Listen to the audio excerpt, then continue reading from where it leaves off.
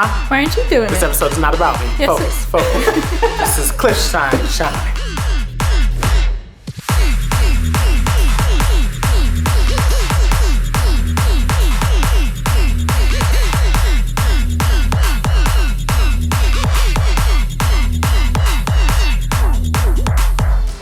My name is Judah, and I'm one of the pastors here at Bridgeway Christian Church, and behind the camera is my friend and producing partner, Kirstie.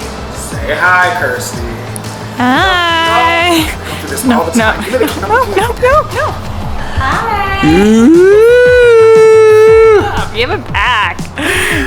And welcome to another episode of Bridgeway Presents Never Have I Ever, the show where Christians, leaders, believers, pastors, Jesus freaks, and friends try things that they have never tried before. Now, throughout our season, folks are going to face their fears, folks are going to do adrenaline-inducing activities, folks are going to push themselves to the limit and do things that they ordinarily wouldn't have done or things that they've never done before. But you're also going to get to hear about their stories with Jesus, how they met Jesus, why they love Jesus, and what Jesus is doing in their lives. Now, episodes air right here on our YouTube channel, so make sure to subscribe, to like, to comment, to share, hit that notification bell so you get notifications when we upload a new episode, and let's get ready for Never Have I Ever.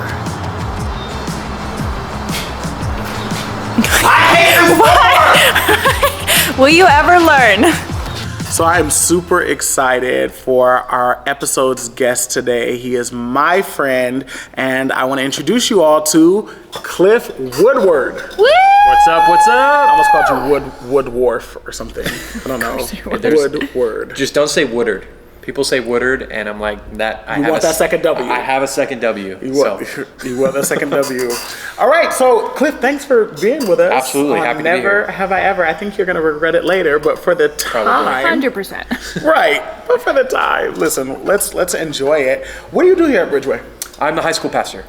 Sorry, praying for you. Yeah, I love it. I love it. What do you love about it? Honestly, the deep conversations that I get to have with these teenagers and really show them what it looks like to have a relationship with the Lord, and also preach the gospel. I mean, that's amazing. Come on. That itself. How long have you been at Bridgeway? So I've been attending here for 10 years. Actually, 11 years I've been attending at Bridgeway, which is insane. That's insane. I've been on staff for about 6.5, 7 years. Come on. How did you find your way to Bridgeway? Yeah. And then how did you end up on staff? I grew up in the Bay Area, and what brought me out here was Jessup. And Bridgeway at the time was right across the street, and I went there for my first day of church hopping, and I haven't left since. Come on, you've really committed. Like, I haven't been to any other church. We go in the from area. church hopping to like 10 years of employment or whatever it is. Exactly. All right. I'm as loyal as they come. You know what I mean? When you got to Jessup, did you start off as a ministry major, or did you know that that's what you wanted to do? No, I actually started off as a music major.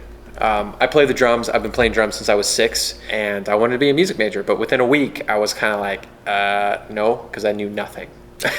I didn't know music theory. I didn't know anything I was supposed to know. But then one day I was like, I'm tired of it. I want to be prepared for what's next. And so I said, Lord, like, what do you want me to do?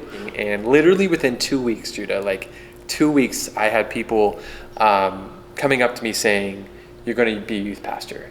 I had this one friend pray over me, and he said, I see you in a room filled with young people. Wow. And the Lord really spoke very clearly to me. So after that, I declared in youth ministry, and I was already attending here. So I asked Pastor Matt to be his intern. And then I love that.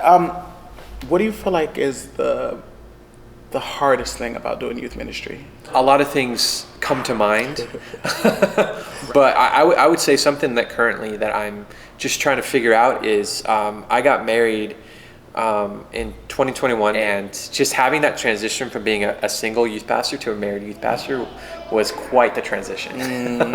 I created some unhealthy boundary stuff when I was single, and now that I'm married, it's been quite a time me trying to figure out, okay, how does that make sense in the context of being a youth pastor, but also being a husband. All right. Well, Pastor Cliff, we're going to play a game. Okay. It's called Never Have I Ever. The way this game works, we're going to hold up 5 fingers. Okay. And I did my research. So I have a series of statements that I'm going to make. about things that I already know you've done. And then I also know that there is something that you haven't done. Okay. And I'm really excited because at some point I am going to say that thing. And whatever that thing is, whenever we get to it, that's what we're going to do today. I really hope it's not what I think it is. I think you're going to regret agreeing to be on the show, but contracts have been signed. So here we are. Never have I ever been skydiving. I've done that. That was fun. Was it fun? Did you enjoy it? No. I didn't enjoy it. No. It was fun, but I didn't enjoy But I didn't enjoy it. The guy didn't tell me that you'd spin a lot on the way down. Shoot time. That and is so I scary. just got super car sick. Well, I seasick or whatever. Stomach sickness, motion sickness for the rest of the day. Okay, so when I did it, my head hurt really bad. Yeah. Like that pressure change really wrecked my head. Yeah. So don't recommend. 2 stars. Wouldn't recommend. Yeah. So you have been skydiving. All right. Never have I ever, this is interesting, been to the Roman Colosseum. I've been there, yeah. When did you go to the Roman Colosseum? When I was in middle school. But my grandparents' 50th wedding anniversary, we did a trip out to Rome. That's amazing. Yeah. Did you enjoy it? Do you remember? Oh, the whole trip was amazing. I mean, one of the best experiences I've ever had. All right. Okay, so I did my research, but I have lots of questions about this. 2 fingers down for me. Never have I ever been the first person to go to Disneyland in 2016. Oh, yeah. How? Especially because Disneyland was founded in what was it, Kirstie? 55. 55. 55. I was because I was there 2015 on New Year's Eve. So when the clock hit midnight, I was the first one. So one of the first ones. Which That's not as cool as we thought, huh? It's not as cool as we thought. All right, here we go. Never have I ever. Fingers up. There we go. Never have I ever done a hip hop dance class. I've never done that. Yes, sir. Oh, no, does that mean I have to do that? Your Yes. day. Yes. I don't want to do that.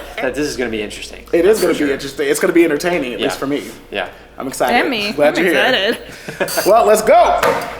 Because the dance class is on campus at Bridgeway, we decided it's time to get donuts. So while we're on their way, Pastor, we often ask our guests to just tell us their story with Jesus. I grew up in a Christian home. I actually grew up Lutheran, and I went to a private Christian school too.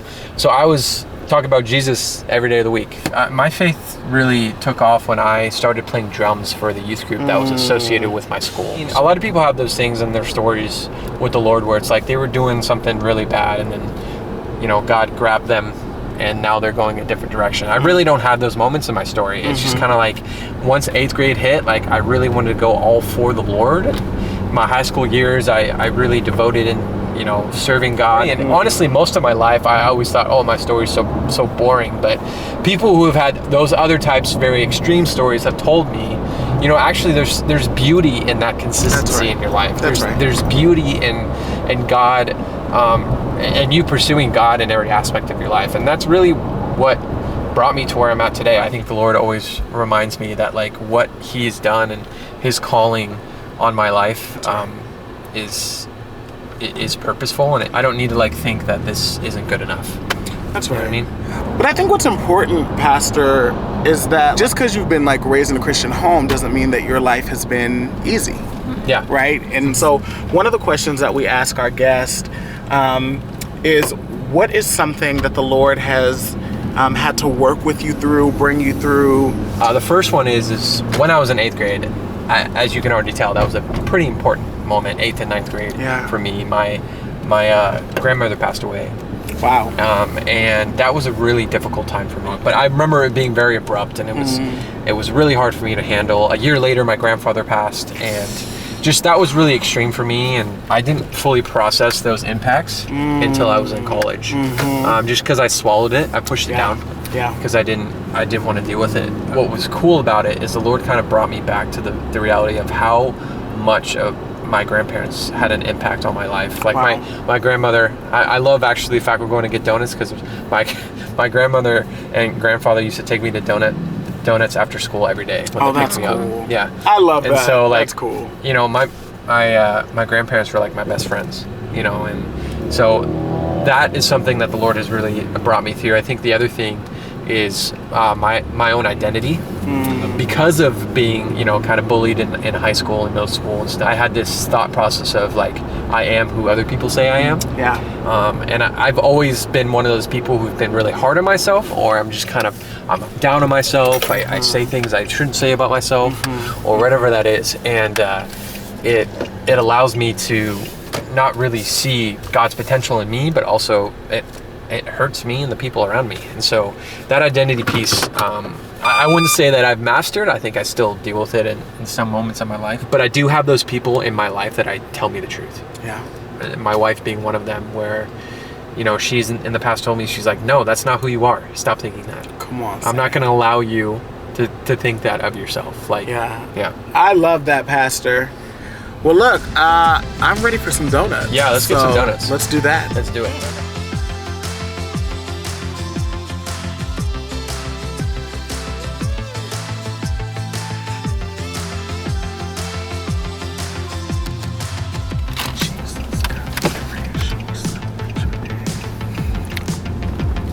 What you saying over there? What are you saying over there? So, we have donuts. Donuts. I want to go back to something that you said earlier that I thought was really interesting. And you talked about having to adjust to what does it look like to do ministry in this new season where you're like a newlywed. What are you learning in this new season of marriage about yourself? And what are some things that you wish somebody would have told you or prepped you for before you got married? I think when it comes to being a youth pastor and being a husband, I really had to shift, okay, where are my priorities at and where am I spending my time? Outside of the more specific things, I think just the mentality of I can't be all in all the time. I am always a pastor and I'm always a husband no matter where I'm at. Always. And so I have to really navigate that truth and reality every single day. And so when I go home, I'm a pastor. When I go to the church, I'm a husband. Because when I was a single youth pastor, I just said yes to everything, and I had pretty much no boundaries. And so that transition into being married, I was like, oh, I gotta say no to stuff now, and that makes me really uncomfortable, but it's okay, and it's worth it, and that's how it's supposed to go. Yeah. All right. Well, we are on our way back to the church where you're getting ready to do some hippity hoppity.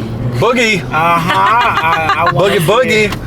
I don't like being told how to dance, Judah. I hope the teacher is very authoritarian. I'm gonna tell him you really love to be told. Like come right in his face and tell him exactly what you want. I'm gonna throw my donut at him if I don't like him. Just let me know what direction you plan on throwing it so that I can be there with the box. There's no need to waste a perfectly good donut because you're having a temper tantrum and have control issues. Let's do this! All right. This is your dance instructor. Well, hello. How you doing? I'm Cliff. Antonio. Give him a little preview of what he might be doing. Yeah, Oh, what am I going to have to man. do today? Okay. Do a little on the floor, a little. All right.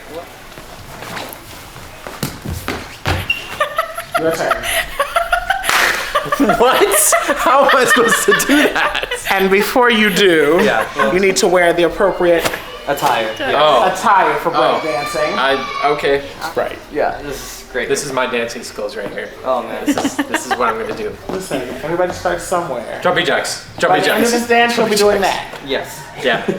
We'll see. Well, maybe right. not exactly that. We're gonna get started in just a few minutes. Putting on a tutu makes you be more creative. Exactly. So this is why I'm You wearing look it. so pretty. Oh, thank you. Oh. So, any tips for this class? How you look? I'll try my best. Okay, I can do that.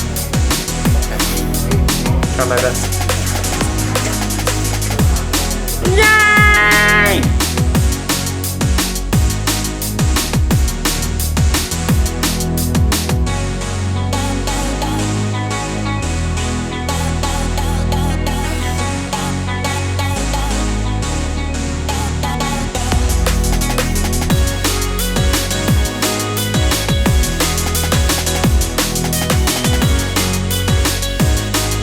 And two.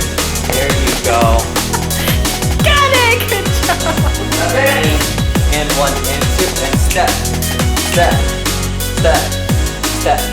Good? That's how you do it. And that's the end of the routine.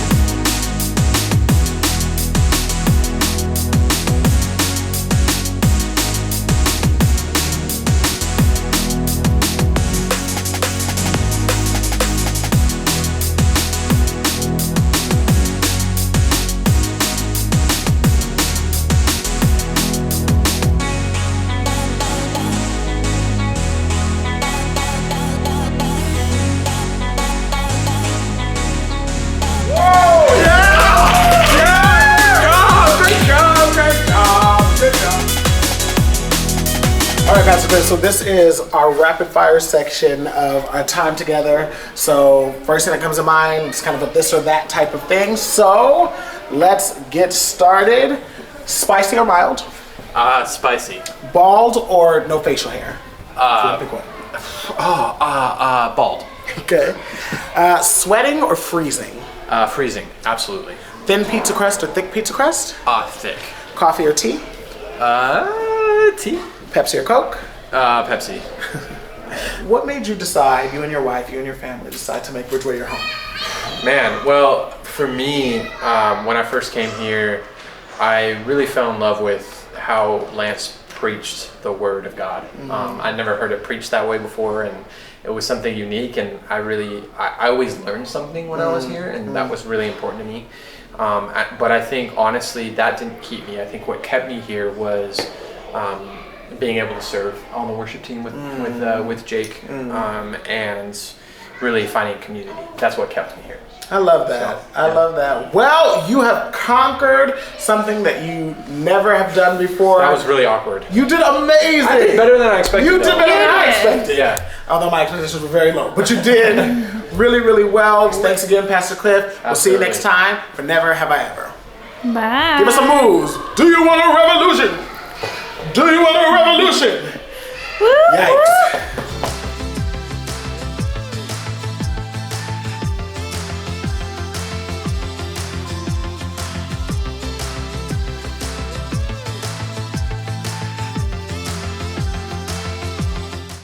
Guys, don't take Benadryl right before you film an episode. I want a nap so bad. I'm like, wrap this up.